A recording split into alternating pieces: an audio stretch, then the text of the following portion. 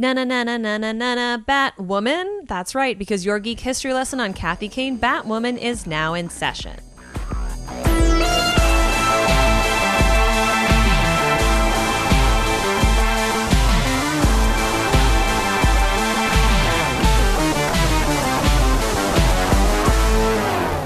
Hello and welcome to Geek History Lesson. I'm Ashley Victoria Robinson. And I'm Jason Marsupial Inman. Welcome to your Mind University, because you have stumbled upon Geek History Lesson, which is the podcast that teaches you about one character, comic book, movie, thing, toy, in a little bit less than an hour. Just basically things from pop culture. So welcome if you're joining us for the very first time, and double welcome if you've listened to us before. You might have noticed that we sound slightly different. That is because we are adjunct teaching at the Mind University Secondary School in Cincinnati, Ohio. I'm lying. We're not actually in Cincinnati, Ohio, but we're recording in a different place than we normally record, because we just wanted to talk about Batwoman. We had to get the episode out. That's right. We wanted to sound like we were in a bat cave. Yeah, so cut us some slack, guys. There you go. Easily.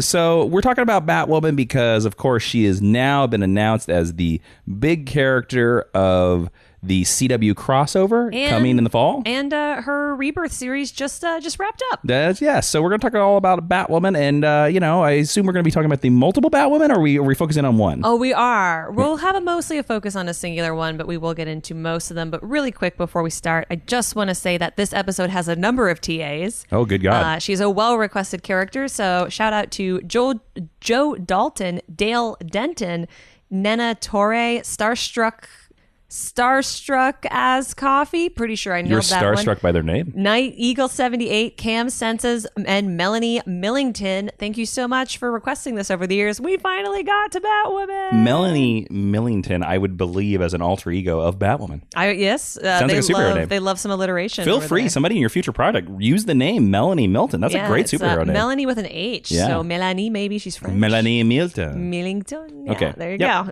So why don't we roll right into the 10-cent origin? The 10-cent origin is the first section of our podcast, where Professor Ashley is going to give you a Cliff Notes version of everything you need to know about Batwoman, because when you're rolling up to the Comic Cons coming up in the future and people are like, who's this Batwoman? And you're like, yo, I gotcha.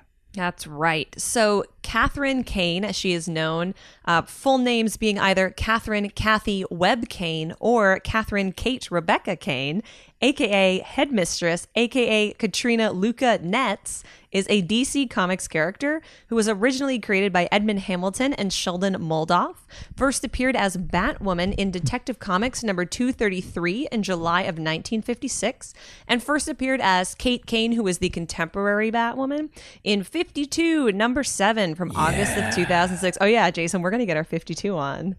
Her team affiliations. Jason loves that 52. Might be great for a t-shirt.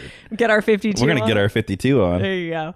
Team affiliations have included the Batman family, Spiral, Batman Inc., and the DEO.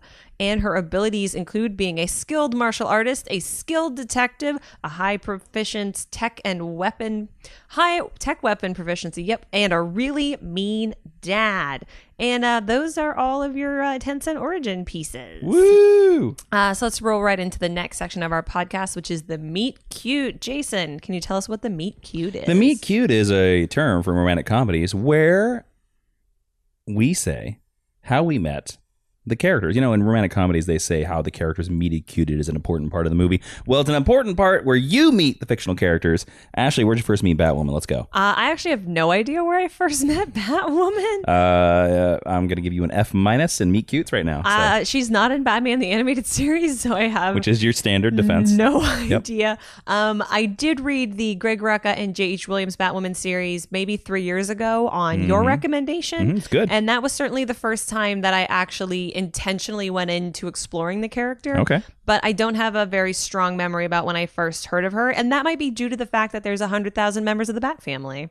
So, Jason, what is your meet cute for Batwoman? Obviously, it was 52. What's the issue number? 8? 7?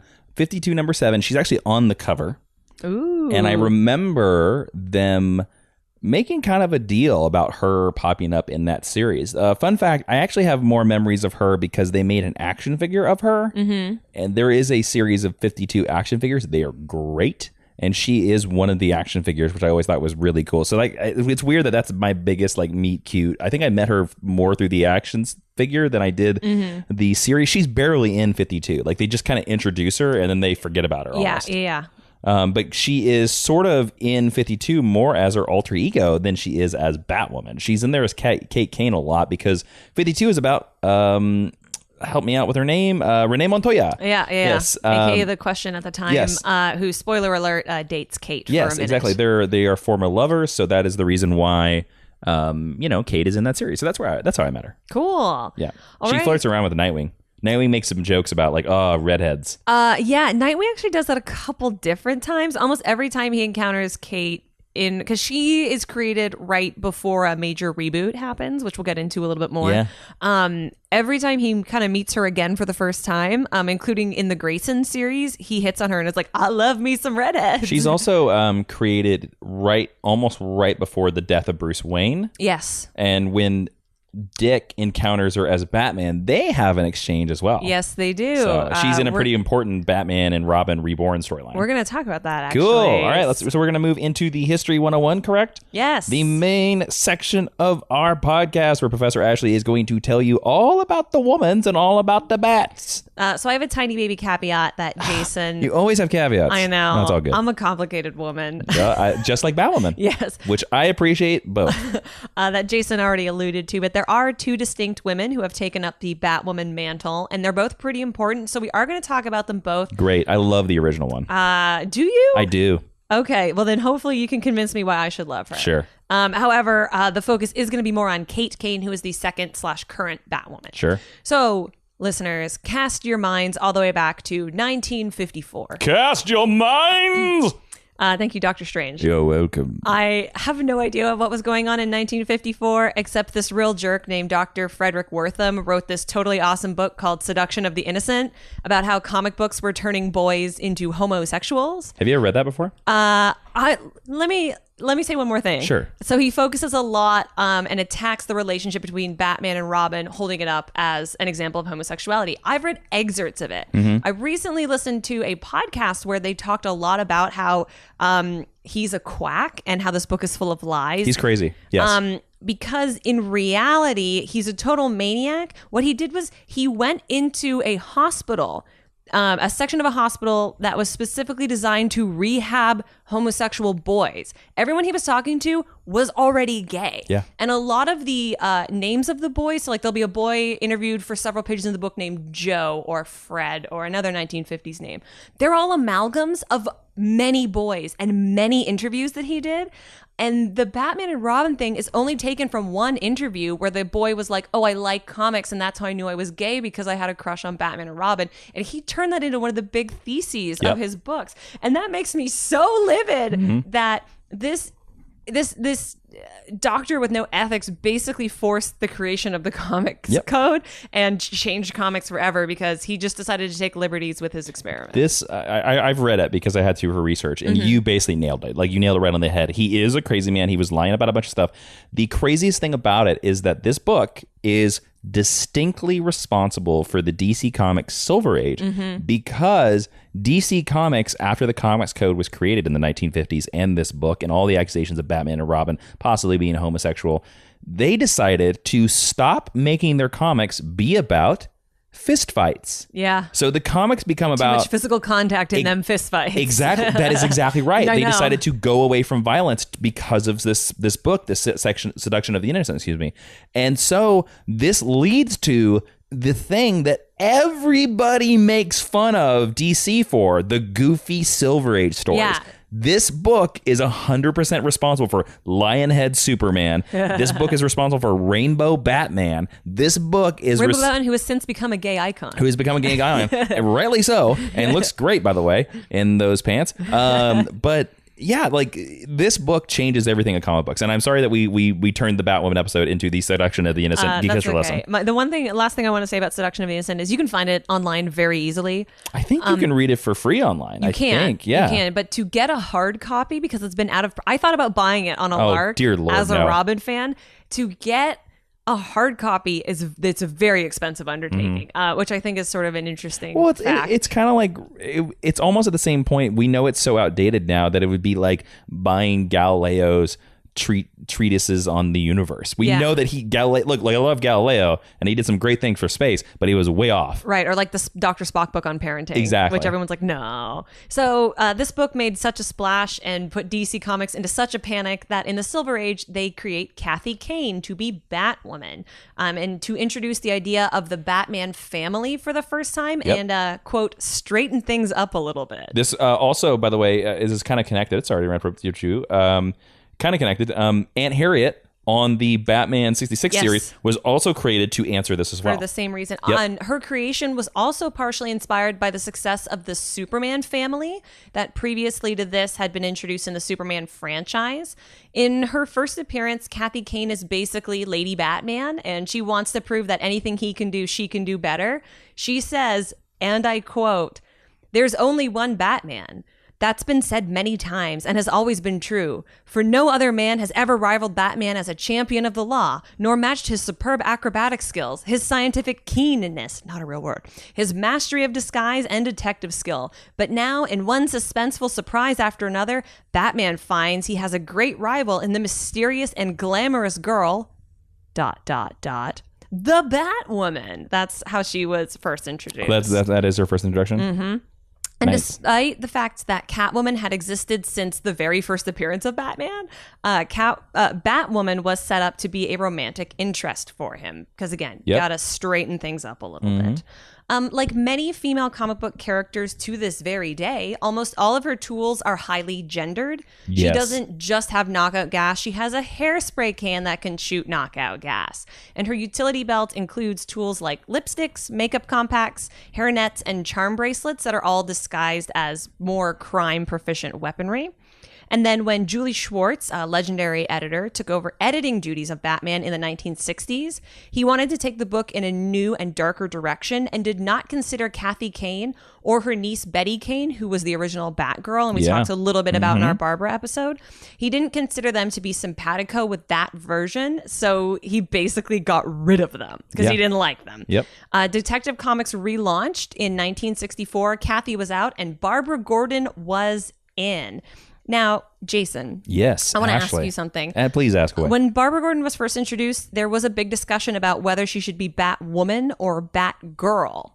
And later on in publication history, we're going to talk about the second time they considered making Barbara Gordon Batgirl. It's a Batwoman, I'm sorry. It's a much more recent undertaking. Do you think she should have been Batwoman all along instead of Batgirl? No. I sadly think that Barbara Gordon actually is sort of a product of her time, and that when she was introduced, also, I weirdly think Batgirl just sounds better. I agree. Batwoman is too many syllables. But I do think that if we're going to have a Batwoman at this point today, it should be Barbara Gordon. I think Barbara Gordon has been around enough. She has been around. She's earned that title. She deserves the rank, the promotion, as you will. Kind of in the same way that Sue Storm graduated from Invisible Girl to Invisible Woman. Now, with Sue Storm, I think Sue Storm should have always been Invisible Woman, because when we meet Sue Storm for the very first time, she's already engaged to Reed. She's an adult. She's a grown-up person. But when we meet Barbara for the first time... she's a teen of various ages. She's a teen. Depending on continuity. I think whenever they decided that Barbara is going off to college or being the librarian... Oh, you mean like in the current continuity where she's 22? Yes. Yeah, whenever she graduates basically out of superhero high school, that's when she should become Batwoman. Yeah. I think now the Batwoman series should be Barbara, because I'm going to say this. I think...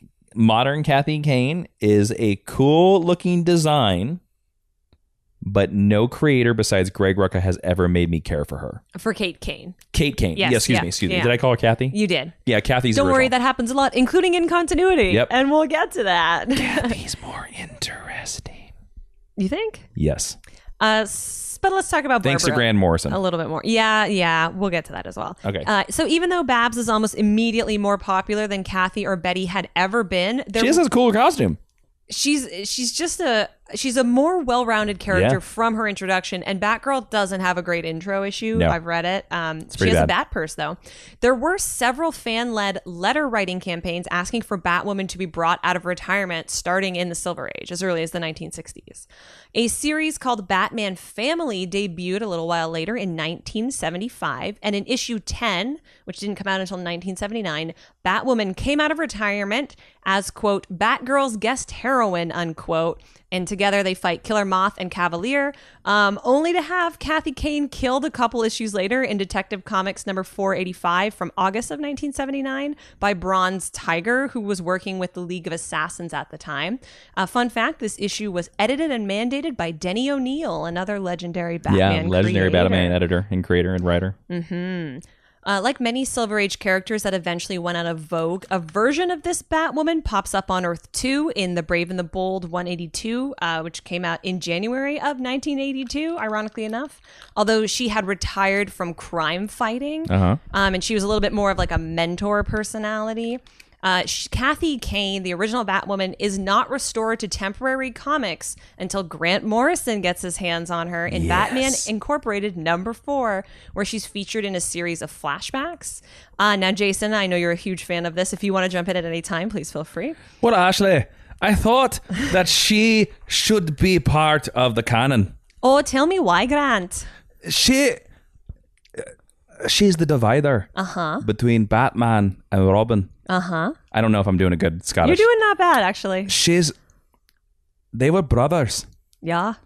And she is the divider between the two of them. So here, she is Bruce Wayne's aunt by marriage, so they're not blood related. Yeah, it changes it. Although there are some Batman.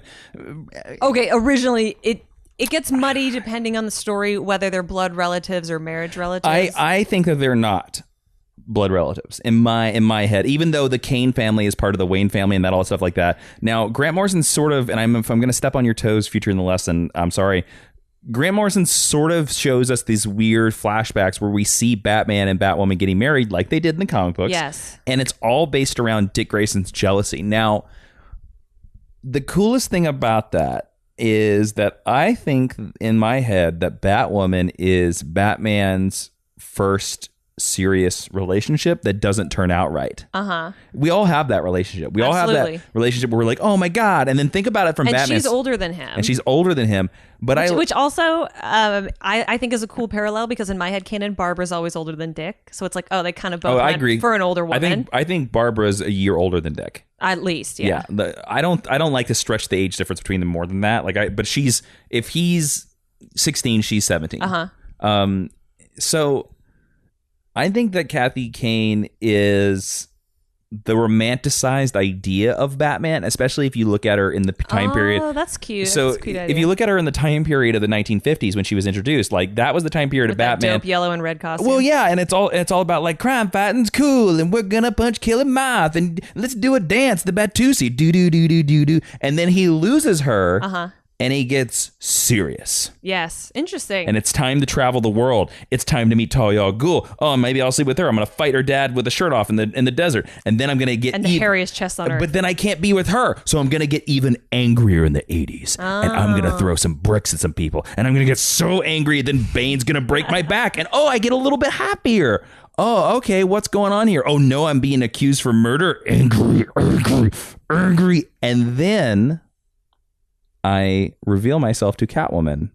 Yeah, in Hush. And Hush, and things get a little bit better. I find out I have a son. I travel through time.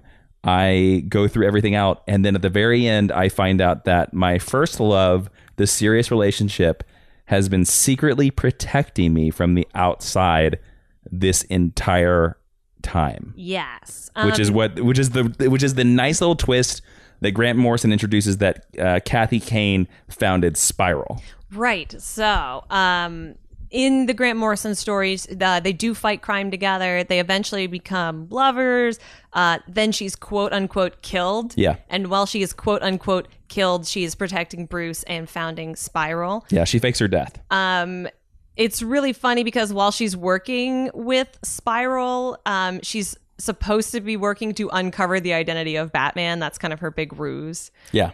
While she's protecting him, but she never really died. She's just working with No, Spiral. and she actually pops up in Grayson. That's so funny, Jason. I was just going to bring that up. In Grayson number 8. They don't reveal that it's her in Grayson. I remember these scenes, but it's her. But when it's her, and the readers, we know it's her, but Dick doesn't know it's her. Dick doesn't know. Yeah. Which I think is so great because, again, she's sort of his mother-in-law. Yeah. Sort of. So she winds up teaming up with Dick to attempt to assassinate Mr. Minos, who was Minos, I'm not quite sure how that word is said. I've never heard it said out loud. Who is the acting head of Spiral at the time. And Jason, just in case anyone doesn't know, what is Spiral?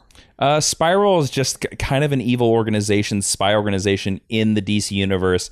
It's kind of the opposite to Checkmate, but their whole goal is to know superhero secret identities so that they have a sort of balance and check on superheroes. Yeah. Now, Jason, we're about to talk about Kate Cain, but before we do that, we're going to stop here really quick to talk about our sponsor. Who is our sponsor this week, Jason? Well, today we have a simple sponsor. We have a sponsor by the name of Simple Contacts. Ooh. Now, Ashley, I know you wear contacts. I do. I wear contacts. You do. And one of the things that I have found wearing contacts is that it's a real pain in the ass to buy contacts. Mm-hmm. It is. It's really good. Well, Simple Contacts here is ready. They're a really cool company. I have tried this out. They have an app that really makes it convenient for you to renew your prescription and reorder your contacts. You can do it from your couch. You can do it from your office. You can do it from wherever you are. It's really kind of cool. It takes you through this like sort of vision test. It's self-guided. You put the phone up, you look at it, it does the little thing, a doctor checks it, and it's basically designed by doctors and ophthalmologists, eye doctors. Eye doctors. There you go. They review every test to, make sure that your eyes are healthy and everything like that. And from that eye test, through this app, you don't even have to leave your home. And they have all kinds of brands, all kinds of lenses, all kinds of things. And again, it's super, super awesome because the vision test is only $20 buckaroos. What? Yep. And the contact lens prices are a little bit cheaper. I've ordered lenses from them. It comes right to your front door. It's super, super awesome. This was an app that when they first reached out to us to sponsor us, I was like, there is no way this works. I thought it really worked. I thought it really did. So our listeners can get $20 off by going to simplecontacts.com/geekhistory20. That's the number 20 at the very end. You're going to get $20 off. Now, they want us to make sure that they tell all our listeners, have to tell you guys, this isn't a replacement for your periodic full eye health exam. You still have to go every year, get your eyes checked. That's just smart sense. Come on. Don't go to an eye doctor, you fools. This is ridiculous. Don't trust the internet and an app for everything, but you can trust the internet and Simple Contacts to make your contact buying solutions super simple, really easy. So remember, you're going to get $20 off if you go to simplecontacts.com/geekhistory20, and don't forget to enter the promo code geekhistory20. That is the number 20 because you're going to get $20 off. And we thank Simple Contacts for sponsoring our Batwoman episode. Thank you. Give them a try. Now you can see in the dark. Not guaranteed. Simple Contacts does not guarantee night vision. All right, let's dive into Kate Cain, who I'm sure is the reason most people tuned into this podcast. So Kate... Not me. Yeah, you came here for Kathy, we know. I did. Kathy Stan, Jason Inman.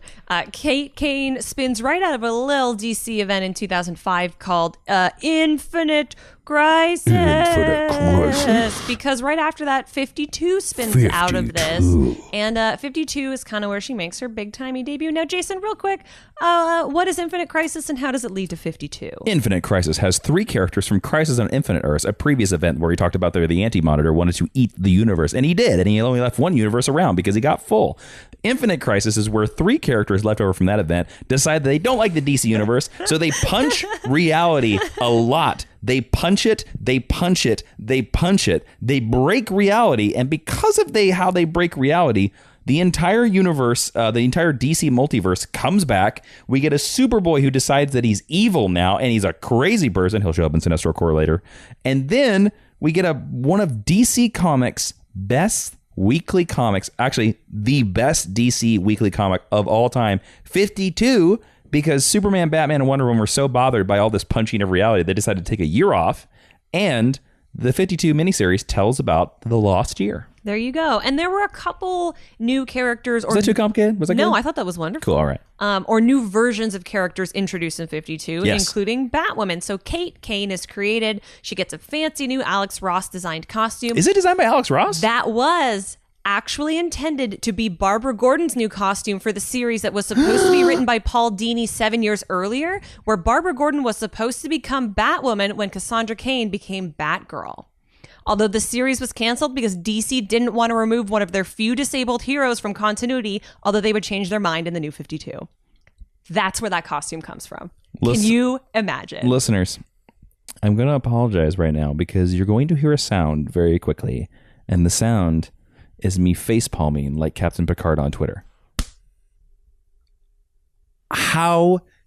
I have never heard this before. Yeah. You have found, I would say in 200 plus episodes, this is one comic book story by DC Comics that I have never heard before. I hadn't either. How did they not do that? That sounds genius. Yeah, and the reason for the darker red hair was to obscure, because everyone knows Barbara Gordon has sort of the orange red hair, so she was going to wear the wig. And they wanted, that's why her costume... And Paul Dini would have been great. Mm-hmm, and her costume has red highlights, the red bat symbol, in homage to Barbara Gordon. That's genius. Yeah. I'm really sad. And it was going to be... I love Oracle, and I know you and I have talked a lot about how She should have just stayed Oracle. She should have stayed Oracle.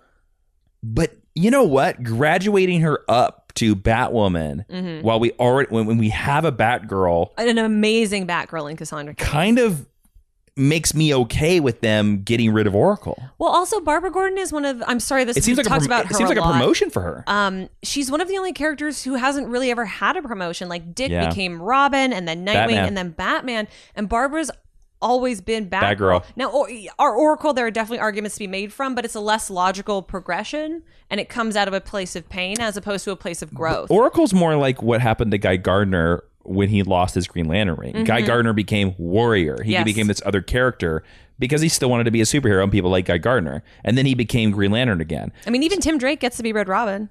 Yeah. And Jason goes on to be Red Hood. And... Barbara becoming Oracle is a sidestep, not a forward step. Yeah. And then her becoming Batgirl again is a backward step. Yeah, not a great one. Oh, man. God dang it. That sounds awesome. Yeah. But we're here to talk about Kate. Yeah, let's move on. We've had too many digressions in this one. Kate Cain, in case you don't know, is a nice lesbian, which is great because it adds a touch of diversity to the DCU. But wait a minute. I read The Seduction of the Innocent, and that's all wrong. I don't want none of this lesbianism in my comics. Now we're going different kind of queer. Okay. So I don't think Seduction of the Innocent said anything about nice lesbians. You better make sure you put an Aunt Harriet in that book. Or an Uncle Harrison. Uncle Harrison. Uncle Harry. There you go. And in her debut issue, it is revealed that she is in and has had a romantic relationship with Renee Montoya, who Jason mentioned. She's also a military veteran. We'll get into that as well. Okay, sorry. Unsurprisingly, her sexuality garnered a lot of attention after the character was initially announced, and it did receive mixed reviews. Several major publications, like actual grown-up newspapers, said this was great. She, at the time, was considered to be the highest profile queer character. Really? And the only lesbian associated with the Bat family. She's also Jewish and ex-military. Yep. It also garnered, of course, some negative reviews, mostly from a bunch of people on the internet, and I will leave it at that. Okay. Fun fact, throughout 52, she's often referred to as Kathy because people are mistaking her for her predecessor. And to me, it remains unclear whether that's supposed to be a joke or not. I want to say it's a joke. Well, I have a feeling, because I bet most of these instances are in 52. I said throughout 52. Oh, yes. sorry, my bad. That's okay. I think that was just 52 was written by 4 different people. Yeah. And each writer would have a certain... I think that was just 4 different writers trying to communicate with each other. I just want to give the editors more credit than having not caught that. And be like, maybe it's a joke. Look, publishing a weekly comic book series is way harder than publishing, as you and I know, any comic book series is really different. But Jason, I want to take one little more tangent. How important to Kate Cain is her queer identity? Because it's one of the only universal things we know about her. You mean like, could we have a Kate Cain that is not gay? Is that what you were asking me? Yeah, or do you think that she would be as important or as iconic if she had just been another straight female character? Like, she's very defined by being a lesbian. You know, this is a difficult question for me because I mean, and this might just be more about who I am. I don't think it matters if she's gay or not. Like, I don't. Oh, I think that's a lovely thing for you to say. I just don't care. Her sexual identity literally means nothing to me as a character. Like, if she is homosexual, great, you can tell those kinds of stories. If she's straight, you can tell those kinds of stories. Great. Let me pose you a sort of sidebar question. Let me say one more thing. Sure.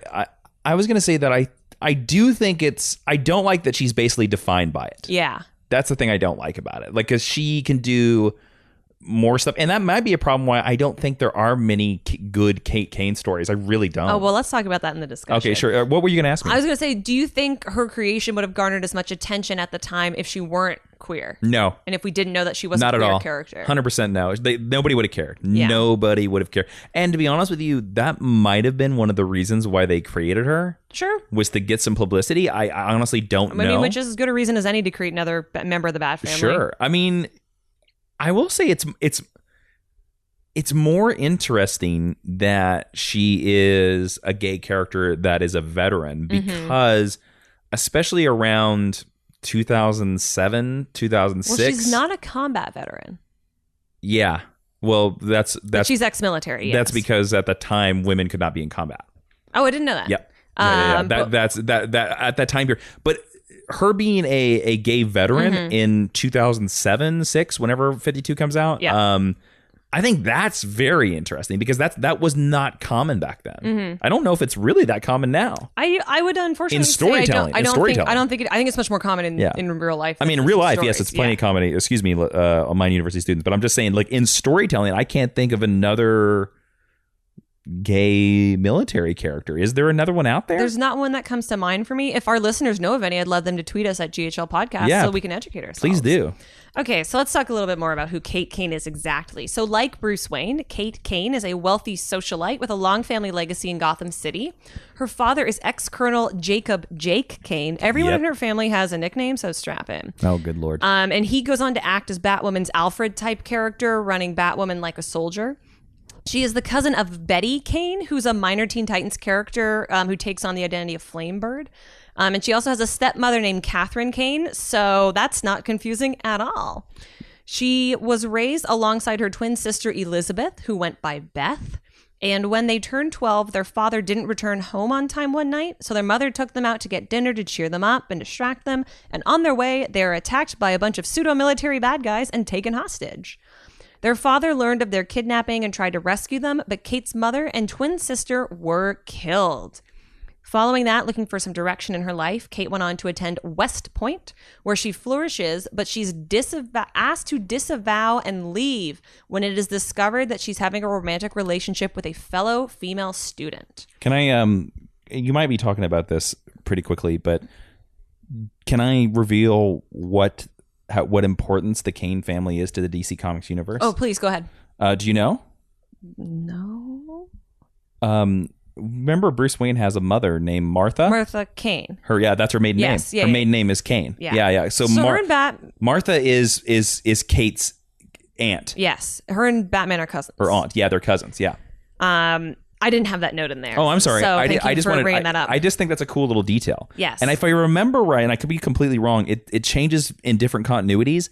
The Kane family, in majority, I would say about half of the Batman continuities, it switches in the video games, almost always have something to do with Arkham Asylum. Yes. Or like they're the founders of Arkham Asylum. Yeah, Kane's, Wayne's, Arkham's, and Cobblepots are kind of the big Gotham families. But so Kate refuses to lie and is eventually asked to leave West Point, and she is dishonorably discharged. This directly leads to her return to Gotham City, where she goes to college and parties very hard. One night, she's pulled over for a speeding ticket by who, Jason? I'm going to guess Harvey Bullock. Renee Montoya. Oh, okay. And because she's so cute, they date for some time after that. Do we, and if you don't know, that's totally fine. Did Kate get out of this ticket? I don't think she gets out of the ticket. Okay, all right. Good for you, I'm Renee. going to be honest, I haven't read it in a while. Hold to your morals, Renee. Don't let a pretty redhead get out of a ticket. But they do go out after. Okay, this. that's fine. Friction quickly erupts between them because Kate is she's publicly out to her father, who supports her, but not to her friends or family. And Renee doesn't like being hidden, and she doesn't like that Kate seems to lack any direction in her life now that she's no longer in the military. When one night Kate is mugged or attempted mugged, she easily takes down her mugger before Batman shows up. And this incident inspires her to take up the mantle of the Bat without anyone asking or without her asking Batman for permission. She just decides she's going to be Batwoman. Oh, Batman finds her real quick, though. Yes, he surely do. Because he's Batman. Once her father discovers that Kate has been going out crime fighting at night using military-grade body armor, they spend 2 years traveling all over the world and undergoing intense training in what is supposed to be a condensed version of the 7 years of training that Batman famously underwent. There must be a cruise in the DC universe. Like, when you want to become a vigilante... It starts in Nanda Parbat and you go from there.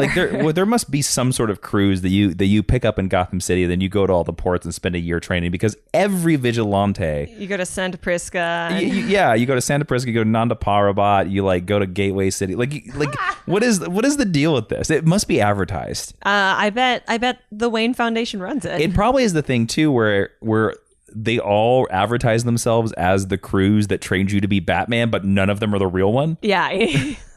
Oh my God. I just want Jason Todd to be the person in charge of this. Oh yeah. There you go. He's just kicking people in the head. That's a perfect pitch. They're all schemes by Jason Todd. Jason Todd's like, haha, Bruce. And Bruce is just like, I really wish you would stop doing these cruises, Jason. And then Tim's like, why don't you just ask him? And Bruce is like, no, he has to learn. He has to. I'm going to shut him down. He'll learn from bankruptcy. That's so funny. So Jake Kane is actually the person who designs and creates her bat suit in continuity. Yep. Yes. And he encourages Kate to wear a long red wig to further obscure her identity, since she's not wearing a full face cowl. Yeah, because her hair is military short, right? It is, yeah. It's like Caesar cut. She does short. the Black Canary. Yes, she does. Yeah. He also builds experimental weaponry for her. Yeah. He also builds her a really cool bunker inside their shared home loft thing that has a tree growing right up the middle of it, in what is a weird homage to bats, and maybe my favorite thing about her. Then in 52, number 11 from September of 2006, aptly titled Batwoman Begins, we see Batwoman working with Renee Montoya and the Question in her first real foray into vigilantism. And this is the Vic Sage Question. Yes. Yeah. There is also an intergang prophecy. Jason, what's intergang? Intergang is a series of criminals that actually their home is Metropolis, actually, and they have connections to Apocalypse, the home of Darkseid. They are a Jack Kirby correction. So they have this holy book text called the Book of Crime. Yep, the Crime Bible. Yes, and in it there is a prophecy about the brutal murder of, quote, the twice named daughter of Kane, end quote. That's Kane like Cain and Abel. Yep. And Renee fears that it's about Kate. And that's one of the reasons why Renee winds up returning to Gotham, because she's kind of been on hiatus from Gotham since their sort of breakup. Intergang kidnaps Kate. This is going to be a common theme, in order to sacrifice her. And Bruno Mannheim, who's kind of a gangster. He's the leader of Intergang. Yes. Stabs her through the heart with a ceremonial dagger while Renee Montoya shows up. And this gives Kate enough time to pull the knife out of her own heart and then stab Bruno with it, which she miraculously survives. Batwoman, after that, appears in the 2006 DC Infinite Holiday Special. This is her first story written by Greg Rucka. She also teams up with Nightwing here, who's initially enamored with her, and he makes this comment about liking redheads. I don't mean to correct you, because I know a lot of listeners get mad when I do that, and I apologize. Greg Rucka actually wrote her stories in 52. Oh, I didn't know that. Yep. I'm so sorry. The note that I had... I haven't read 52. No, it's all good. Ashley hasn't been cool enough to read 52. I got a lot of other even though we've done like what, out of the 200 episodes, I probably recommended it 75 times. It's one of our staples of recommended reading. No, Greg Rucka wrote the Batwoman stories and the Renee Montoya stories in 52. I didn't know that. So technically, that's the first Greg Rucka Batwoman story. Well, then this is his first non-52. There you go. Yep, there you go. I'll walk that back. Yep. That's fine. I just wanted to mention this. Holiday specials normally don't have anything to do with anything, really. Nope. But this is where we see her celebrating Hanukkah with Renee. This is where her Jewish identity is really cemented. I don't think they talk about that in 52 at all. They don't. And this is where Nightwing gives her a batarang as, like, quote, a gift. Christmas unquote. gift. Yeah. And fans like to point to this as confirmation that she's a true sanctioned member of the Bat family. I don't agree with this personally, but it is a thing that happens.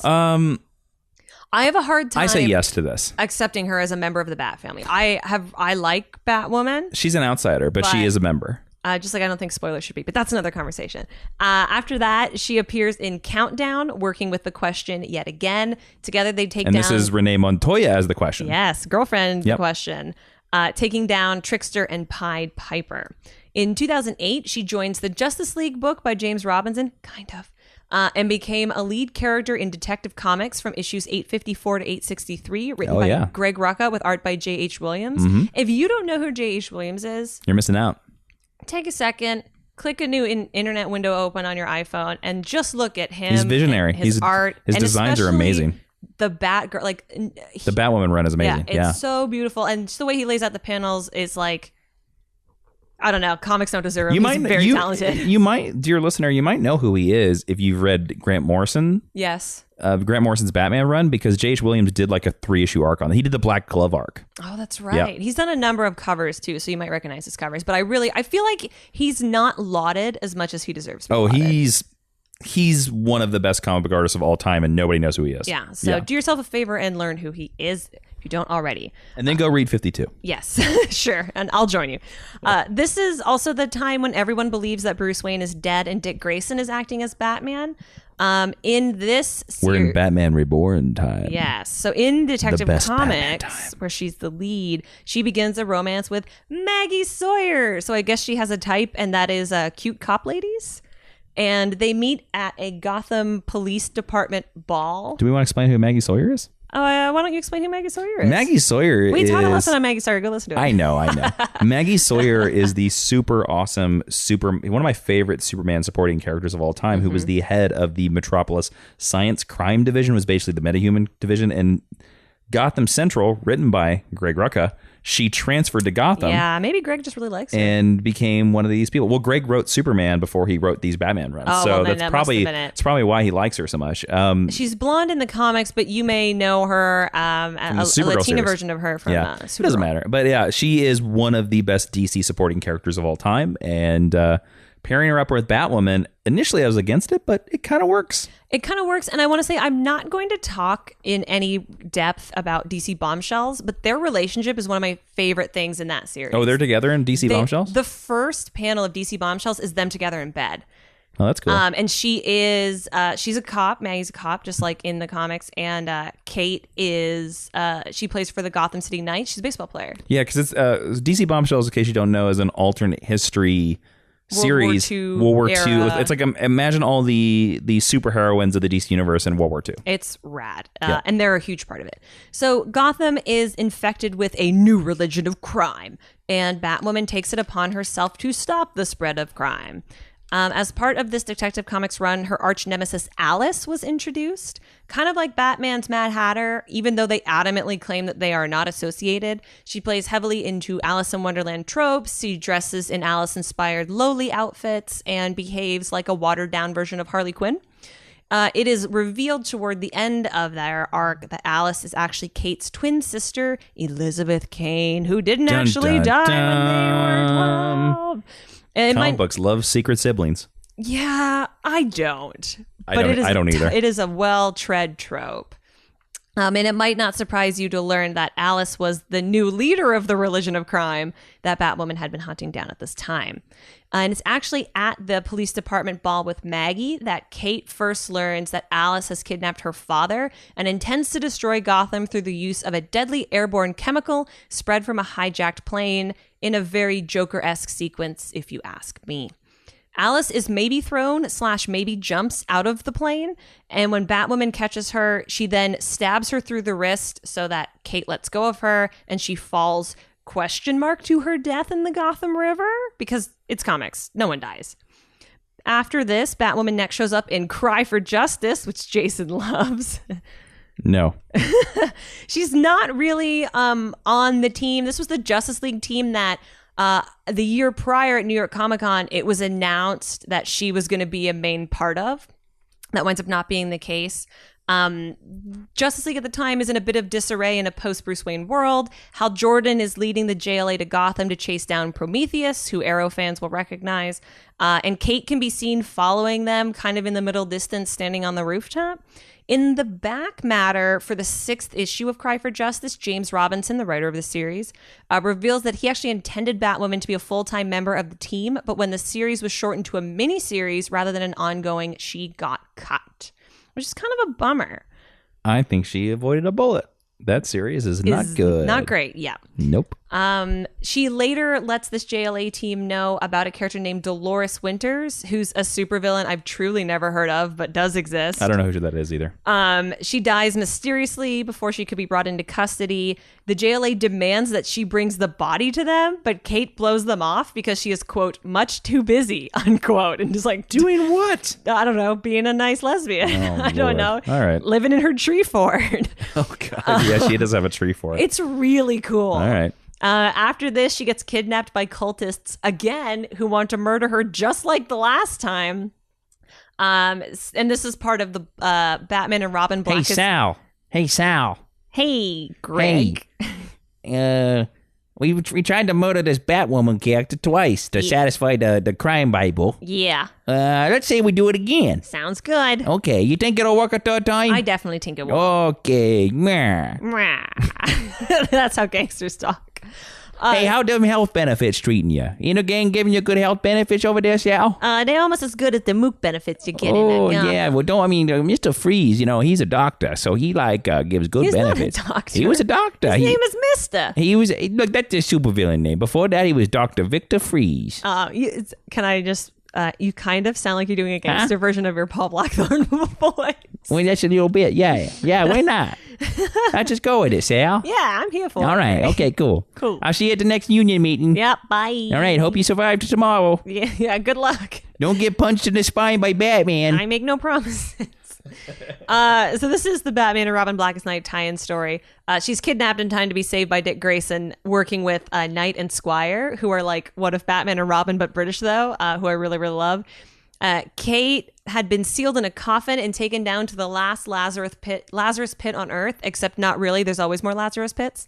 So Dick places what he believes to be Bruce Wayne's body inside the coffin and lowers it into the pit, except, of course, it wasn't Bruce Wayne. It was a clone that Darkseid had created and planted that proceeded to cause a cave-in and trap all the heroes. Kate is then buried with horrific injuries to her spine and legs. So Dick rescues her and puts her in the Lazarus pit in an effort to heal these brutal wounds, and then they eventually all go back to Gotham. Yep. It's a great storyline, by the way. And Batman and Robin by Grant Morrison. It seems silly. No, it's not silly. It's the Batman clone is actually a that's the body that you see from the famous image of Final Crisis that Superman's holding. Now, it sounds ridiculous, but... Well, if anyone can make something ridiculous work, it is Mr. Morrison. Well, yeah. It's revealed in the final 2 issues of Batman before they rebooted the series with Dick Grayson that Darkseid created these husks as he tortured Batman. Yeah. And Superman finds the body. It's one of these husks. That's the body. Because Batman's real body was sent through time with the Omega Beams. Yes. So that's how they are able to do both those. And that's how they're able to do Blackest Night Batman as well. I like it. It's kind of a stretch to give you a body and yet still have Batman back in time. Yeah. But you know what? Grant Morrison makes it work. So then a new villain emerges known as the Cutter, which I think is a kind of a cool name, who is kidnapping women and cutting off parts of their faces in order to Frankenstein together the perfect woman. So Batwoman immediately begins hunting him down. I actually really like it when they use Batwoman to sort of tackle men who are horrible to women. Hey, Sal. Hey, Greg. Hey, Sal. Have you heard about this new guy? He's Dakota. Dakota, yeah. He he ain't good. You work for this guy yet? Nah, but he reminds me of Zaz, and I got bad memories about Zaz. Oh, man, yeah, I hate it. Zaz, you on his crew, you gotta, do the lines on your skin. It's not good. Nah. It's not good. The wife always asks me, she's like, you got a new line from Zaz? And I'm like, oh, yeah, he killed a guy. You don't know what to do, Sally. But Dakota, it's always messy. It's always very messy over there. Yeah, and I know you got a sensitive stomach. Oh man, now sometimes the smell is too much, but I'll tell you what. What? I'll tell you what. He does offer rideshare benefits, and he got them Lyft benefits. He's the first villain in Gotham to do this, so I told Sally I had to sign up. Oh. Yeah, but I mean the smell. Yeah. The smell's a little much. Much. All right. Who you working for now? Killamort? Who is that? He's a guy, he's the guy with the rainbow pants. He looks like a moth. I just want you to say it again. Killamort? I think it's so funny. Okay, Sal. Yeah, he covers in dust all the time. Why is he covered in dust? Because he's a moth. Moth is covered in dust all the time. Listen, Sal, he's a man, okay? Get his story straight. No, you can't say that. He's okay. Sorry about that. Yeah. Is he listening right now? Yes, he's always listening. Okay. Is he bugged your phone? Yeah, bugged. You get it? Because he's a bug. Yeah. Joker always bugs your phone. All right, I'll talk to you later. See you at the meeting. Bye. So Bet Kane, who's Kate's cousin that we talked about before. I think we got to remember these mooks. Sal and Greg. All right. So Bet Kane, Kate's cousin that we talked about before, who was Flamebird on Teen Titans, is kidnapped by the Cutter. And the drive to save her allows Batwoman to track down the Cutter's lair and save Bet. Hooray! While saving her, Kate unintentionally reveals her secret identity.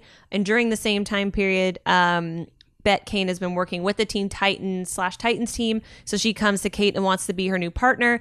But then the New 52 happens. So screw all of that. Jason, what is the New 52? The New 52 is where DC decided to reboot their entire universe and basically said that the heroes have only been around for 5 years. Yeah. So J.H. Williams and W. Hayden Blackman, pretty sure I got that one right, gets to write, and Amy Reeder does fill-in art, the first ever eponymous Batwoman series, which means her own title. It focuses on Kate's relationship with other members of the Kane family. Her sister Elizabeth Alice appears many, many times, but it's only loosely connected to the events with the rest of the Batman family. And this is often the criticism of standalone Batwoman series, is that they don't tie in enough to Batman or the other Bat characters. And it's tough when you wear that mantle to not sort of check in with everyone once in a while. In Batwoman number 17, Kate famously proposes to her girlfriend, Maggie Sawyer, although sadly the two characters never got married. And there was a lot of buildup as if they were getting married, kind of like maybe a more recent DC event. And there's a bunch of controversy that you can go find out about that online. Oh, I'm just going to go into that you're little talk about that? Okay. bit. So with the ending of the series in December 2014, DC suffered heavy backlash from critics and fans about why she couldn't get married, with DC stating, quote, "Heroes shouldn't have happy personal lives," end quote. And a lot of people took umbrage to that. And you can do a lot of further reading. There is some great editorials for and against this idea, but I'm not going to read them to you because you have Google. She does get to play a little more on some team books during the New 52 than she had before, including when Wonder Woman invited her to be a member of an all-female team that was intended to defeat an alien invasion that turned out to be distraction concocted by Professor Ivo. And Wonder Woman heralds her skill as a hero. Batwoman pops up next in Batman Inc., where she's trying to bring down a gangster named Johnny Valentine, who is the suspect behind the murder of 3 Marines. They have a showdown in the circus, a running Batman theme, and she's attacked by the ghost of Kate Cain in a circus haunted house. Except, of course, it's just an assassin in a costume. It's not actually Kate Cain. Mm-hmm.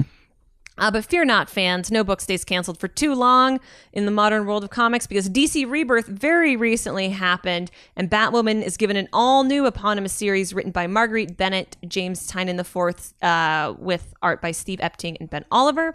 She's also one of the co-leaders of the Batman family team, featured in James Tynion's Detective Comics that debuted with Detective Comics number 934, Big Numbers Are Hard.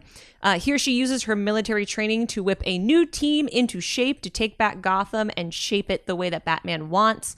And her, quote, boot camp is made up of Red Robin, Orphan, Spoilers, and Clayface. And that's where I'm going to call this lesson, because I don't want to spoil anything that's coming out more recently. Well, I want to just we'll leave them with one last thing. Okay, please. There has been a lot of talk about Batwoman becoming a villain, and it was a little bit of the plot line of the Batwoman series where she turns bad, and then also in this Detective Comics series it was revealed that her dad was always bad. Yeah, that doesn't surprise me, actually. Yeah, and it kind of goes against a lot of her previous character that we've seen, And yeah, we could probably almost do an entire lesson on this section of Batwoman because they added and retconned a lot of stuff. Yeah. So I think I wanted to mention it, but that's a good place to stop it. Yeah. So let's move into recommended reading. Recommended reading is where Professor Ashley is going to tell you some books that you can read if you like a Batwoman. And you can go to geekhistorylesson.com/recommended reading if you want to check out these choices. You click on these choices, it takes you to Amazon, you get the book, and a little bit of that purchase comes back to the Mind University to keep this podcast free for you. So the first thing I'm going to recommend is, excuse me. The first thing I'm going to recommend is, I think, the best Batwoman story that has been told to date, and that is Batwoman Elegy. That is a collection of the Greg Rucka penned Detective Comics storyline where we meet Alice and we get a lot more mythology about her as a hero. I am also going to recommend Detective Comics Rebirth Volume 1. This is where she gets to lead the team. I think the ideas laid down and the way she's folded into the family in a more meaningful way really stand out here.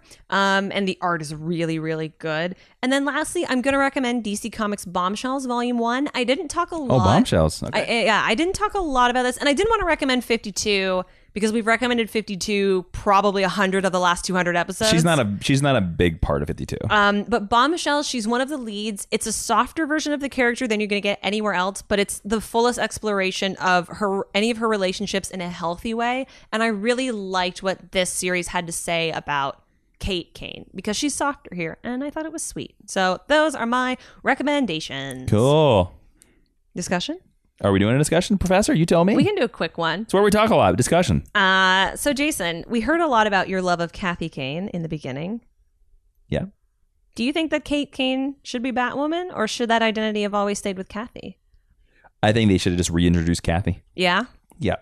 It's a name that everybody knows. Mm-hmm. And now they've created this weird continuity where we can't decide whether she's Kathy or Kate, and they're both called Catherine. Or yeah, they're both Catherine, and like so that they both exist. It's kind of the Wally West argument thing that we have in DC Rebirth right now. We have two Wally West. Well, who's Wally West? We don't know. Now we have two Kathy Cains. Like, which one's Kathy? We don't know. Yeah, I think they should have just called her Kathy, and they could have just rebooted her character. The same? Would you have rebooted the same character with the same story and just called her Kathy? Just call her Kathy. We know that name. Everybody knows that name. She's Kathy, or she's Kate, whatever. She's Kate Kathy Cain. Mm-hmm. There you go. Do you think, because there seems to have been a legacy of struggle to get a good Batwoman story out in the world, do you think there should even be an ongoing Batwoman series, or should she be strictly a supporting character? She should be a supporting character. I mean, I hate to say it. This is the most current DC Rebirth one is her third series. Yeah. They've all been canceled. Mm-hmm. They've all been canceled. In fact, her best story, Elegy, or what we consider to be her best story, that's from Detective Comics. Sure. She's the lead in that, but it's not even a Batwoman series. Yeah, they should. She's not a strong enough character to carry a book. The best idea was throwing her in Detective. Oh yeah. That was her best point. I would like to see her be folded into Bat continuity a little more. Sure. I don't like her operating as an outsider personally. But yeah, maybe then Detective Comics is the best place for her. All right, let's roll right into the teaching tweet, shall we? Sure. The teaching tweet is Professor Ashley, in 140 characters or less, because she's going off original Twitter rules, is going to tell you about Batwoman. Kate Cain, the bat who lacks the most definition, except her hair color. Her hair is awesome. And you can find that tweet on GHL Podcast on Twitter. That's right. Now let's roll right into the honor roll. The honor roll is, of course, if you head on over to iTunes and you give us a 5-star review, we're going to welcome you into the honor roll and read whatever it is you want to write, because, giving us a 5-star review helps us in the algorithm and helps other nice nerds complete their examination entrance so that they can join the Mind University. Well, this week we have 2 people that are going to get their name added to the list. The first person is Old Fashioned Outlaw. Nice. Who says, Geek History Lesson is the podcast that got me into listening to podcasts. I found the show initially on YouTube, but at the time, there was limited back episodes uploaded. So I migrated over to iTunes to catch up on every episode. The hosts, Ashley and Jason, have lots of enthusiasm and energy, which translate into fun banter. Whether you are new to the character or consider yourself authority, if you like comics, sci-fi, or fantasy, Geek History Lesson is a must-listen podcast. Ashley, Jason, and my favorite DC character is Guy Gardner. Nice. Will we ever hear an episode on him?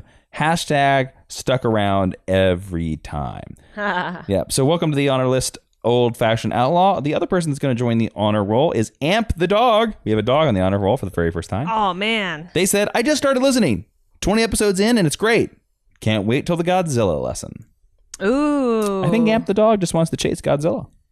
Maybe. We do. Both of those characters have been requested. They are on our 300 plus suggestions. Yeah, there's a lot. We have a long list of fan topics, guys, and we're only at episode like 220-ish. I forget the number. Okay, but thank you to Old Fashioned Outlaw and Amp the Dog. If you want to join the honor roll just like them, all you got to do is go over to Apple Podcasts or iTunes, whatever Apple thing situation, because I think they've changed to Apple Podcasts now, and give us a 5-star review. It doesn't matter what you write. We're going to read it, and you're going to welcome to the honor roll. You're going to get a gold sticker next to your name. Don't forget as well, you can always review and listen and download and support us on all the podcast players. That includes Stitcher, SoundCloud. We're also on Spotify, guys. I love Spotify. You can find us on Spotify. iHeartRadio, I think we're over there. Yeah. So go over to all those places and do it. And Ashley, if they want to suggest a future lesson like our lovely TAs from this episode, they can do that in 2 places. Where is that? Well, if you want to be as cool as Joel Dalton, Dale Denton, Nena Torre, Starstrucko as Coffee, nailed it, Night Eagle 78, Cam Census, or Melanie Millington, you can head on over to Twitter at GHL Podcast, Facebook.com/Geek History Lesson, or GeekHistoryLesson.com. It's a bunch of ways to request in all those places. Very cool. You can follow me on Twitter at Jawiin, Jawiin. You can follow Ashley on Twitter at Ashley V. Robbins. Follow the podcast on Twitter at GHL Podcast. And also, do not forget about our Patreon over at patreon.com/Jawiin. That's Jawiin. We do the Patreon because the Patreon is the best way to support our podcast. Yes, we read ads on this podcast, but supporting us over at Patreon is the best way to do it. And also, it's where you get the coolest things, because one of my favorite things that we do every week is Geek History Lesson Extra. It's a 10 to 15 to sometimes 30-minute extra episode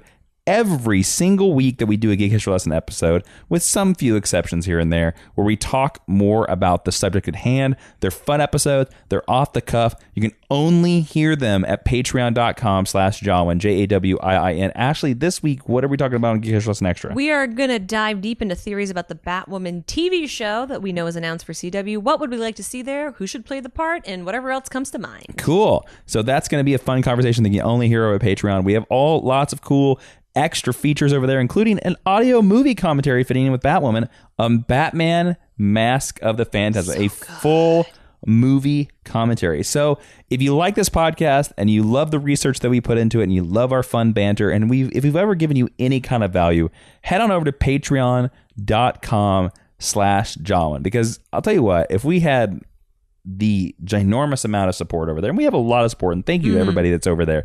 If we get enough support over Patreon, we'll stop reading ads. We'll go totally independent. Yeah, I would love to do that, but unfortunately, we are not at that level. So, thank you to everybody who supports us over there. Go over there if you want to hear more stuff.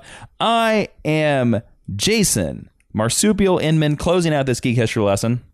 I'm Ashley Victoria Robinson. And Professor Ashley, will you please close this podcast? Oh, wait. We forgot to do hashtag stick around. Oh, we can do hashtag stick around. Let's hashtag stick around. Do you have some more discussion? Let's have. Yeah, this totally. We want to make sure you stick through all our plugs. Hashtag stick around. Use it. Go to Twitter. Hashtag stick around. Tag us both in it. Yeah, and let us know. You can join in the conversation all the time. What are we talking about real quick? We've talked at length about whether or not Batman should have a spouse. Do you think that Batwoman should be in a relationship or not? I like her better. With who? Anyone. Pitch me someone. I don't know. But I mean, Wonder Woman. I don't know. No, not Wonder Woman. I don't think so. But like Wonder Woman. Why can't she be with Wonder Woman? Why you? Because Wonder Woman is too good for Batwoman. Maybe. For Kate Cain. Okay. I don't know. We can go like Renee or Maggie, but I actually really like her when she's in a relationship, because when she's not, I think she falls into Batman grumpy levels, and I don't want that for more than one character in the Bat Who family. Should she be in a relationship with? Between Renee and Maggie? No, Batwoman. Who should Batwoman? You think Batwoman should always be with Renee? No, but it's easier to go from Sure. What we already know. I like her best with Maggie, because I always think of Maggie as more of a super character, and so it's interesting to me that you kind of have a Batman Superman allegory, like you have a world's finest relationship. Yeah, I think that's sweet. All right. So I don't know. What do you think? I don't have any picks. Well then, okay. I'm sorry. That's all we got. Let us know who you think Batwoman should date. Hashtag stick around. I am Jason Marsupial Inman. Thank you so much for listening to Geek History Lesson Podcast. You've already listened to this outro before. We're going to do it again. And we're going to do it like this. Hey, Shao. Hey, Greg. Your voice changed, Shao. What happened there? I'm not good at voices. Did you get gashed by the Joker? Yeah, he punched all my teeth out. What? That's against the union rules. Have you filed a 658A Form B? I mean, I can't really write. He busted on my fingers. He busted your fingers too? Yeah. You know we have representatives at the guild, the Mook Guild, right? No, I didn't. You should go talk to them. What's his name? I mean, there are all kinds of... I don't know specifically your representative's name. That's a crazy talk there. I mean, it's a whole organization there, Shao. Okay. Has he been beating you? You're not talking very much, Shao. You haven't been talking very much. I don't have no teeth. I mean, that doesn't stop you from talking. Says you. Do you need me to come over there, Shao? Do I need to bring some pastrami over there and make sure your family's well fed? Yeah. Okay. I'll take care of it. Don't worry. Don't let the Joker take you down. Don't worry. I know you've talked about before that the hyena ate off one of your toes. Harley Quinn's hyena ate off your toes. Don't worry about it. They mean dogs. Huh? They're mean dogs. Well, they're actually hyenas, Shao. That's why I think you're gas. I was very... Hal, put down the... Shao, I can't even think your name. Hal? I don't know who Hal. Hal's my other buddy that works for... he works for Zaz, Mr. Zaz. Oh, no, we don't like him. Yeah, we don't like him at all. I'm going to come over with the pastrami, and I'll make sure your family's fed. You just hold on, buddy. I'm a-coming. Come, Greg. Thank you so much for listening. I'm Jason Inman. I'm Ashley Victoria Robinson. And Ashley, close up the podcast. Class is now dismissed for real.